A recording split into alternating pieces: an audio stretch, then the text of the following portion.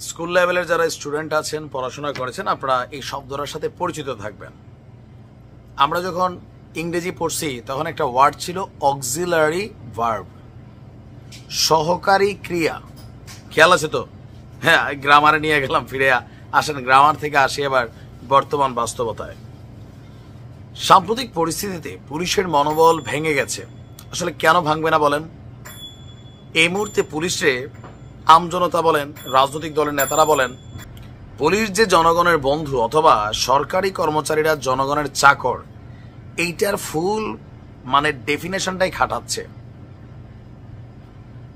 5ই আগস্টের পর বাংলাদেশের বিভিন্ন জায়গায়, আবার অপরদিকে ধরেন আসিফ নজরুল, তিনি একটা বক্তব্য দিয়েছেন কি, যে পুলিশের মধ্যে এই মুহূর্তে 80% ছাত্রলীগ যুবলীগ থেকে রিকোয়ার ক্যারেক্টার।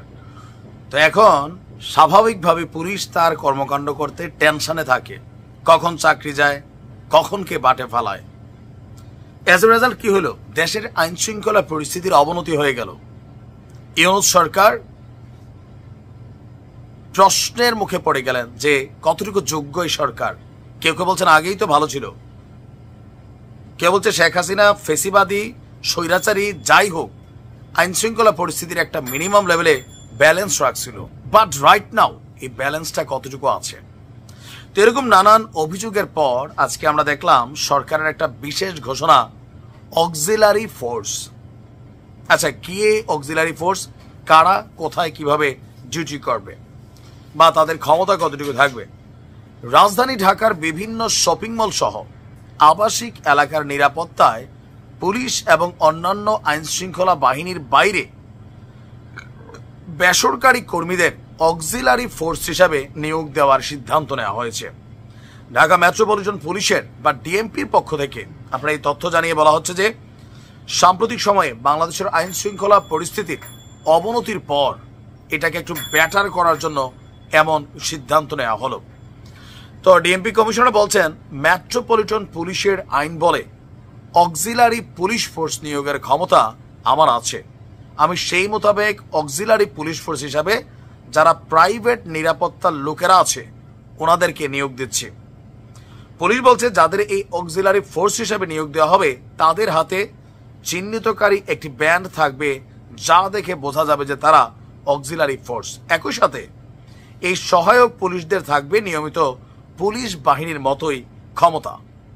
আপনার নিয়োগ পাওয়ার পর তারা পুলিশের সাথে থেকেই কাজ করবে। ইভেন দায়িত্ব পালন করার সময় তারা যে কোনো নাগরিককে পুলিশের মতন আটক কিংবা গ্রেপ্তারও করতে পারবে।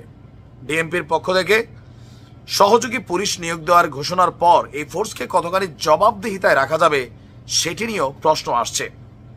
আর কাদের নিয়োগ দিবে এই দ্রুততম সময়ে? আরেকটা বিষয় আছে, এই যে একটা ব্যান্ডের কথা বলছে, বাংলাদেশে আমরা দেখছি এমন কোনো বাহিনী নাই যাদেরকে অনুকরণ কইরা দুর্বৃত্তরা নতুন কোনো টিম তৈরি না করে।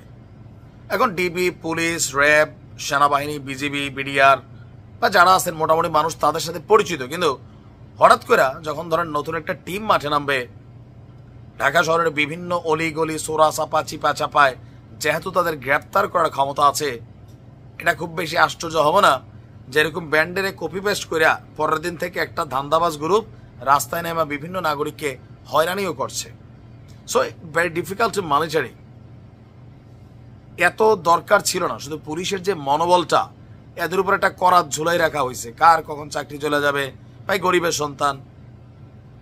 পুলিশের দোষ আছে। আপনি দেখেন আজকের দিনে বাংলাদেশের বিভিন্ন থানায় যে রাজনৈতিক দলগুলো কি পরিমাণ প্রভাব বিস্তার করে, থানায় যায় চেয়ারে বসা যায়, সামান্য একটা দলের ওই ছাত্র সংগঠনের নেতা বা এলাকার বিসি নেতা ওসির সামনে বয় মনে হচ্ছে ওসির বাপ আসছে।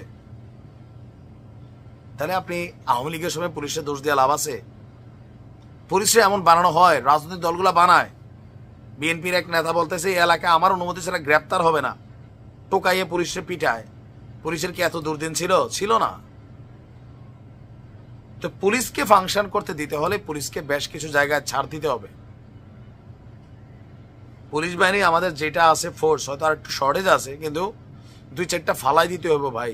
এখন তো একটা জিনিস আইছে কি, যে ক্রস ফায়ার বন্ধ হয়েছে। দেখেন ক্রস ফায়ারের জরুরি এই দেশে আছে, যে আসিয়ার যারা ভিকটিম এরকম লেভেলের কিছু মানুষ আছে না, আইনে তো এদের ভাই 10 বছরও ফাঁসি হবে না। আপনি বাংলাদেশের প্রসিকিউশন সম্পর্কে যদি ধারণা থাকে, পড়ালেখা থাকে, তাহলে বুঝবেন। লুৎফুজ্জামান বাবর 17 বছর ধরে ফাঁসির আসামি, ফাঁসি হয়েছে, তনুর আসামির ফাঁসি হয়েছে, এগুলো তো সোজা না। সব পুলিশকে আপনি যদি বলেন বাস দিয়া তুমি যে অটোমেটিক রাইফেলধারী একজন বন্দুকওয়ালার সামনে গিয়া তুমি দাঁড়াও, এটা তো সম্ভব না। ক্ষেত্র বিশেষে শুট করার পাওয়ার দিতে হবে। তবে হ্যাঁ, মোরাল পুলিশ বা এগুলো একটু যাচাই বাছাই করে আর কি। আসলে সব দিকে ঝামেলা আমাদের দেশে, কেমনে ঠিক করবে সরকার? ভালো থাকুন।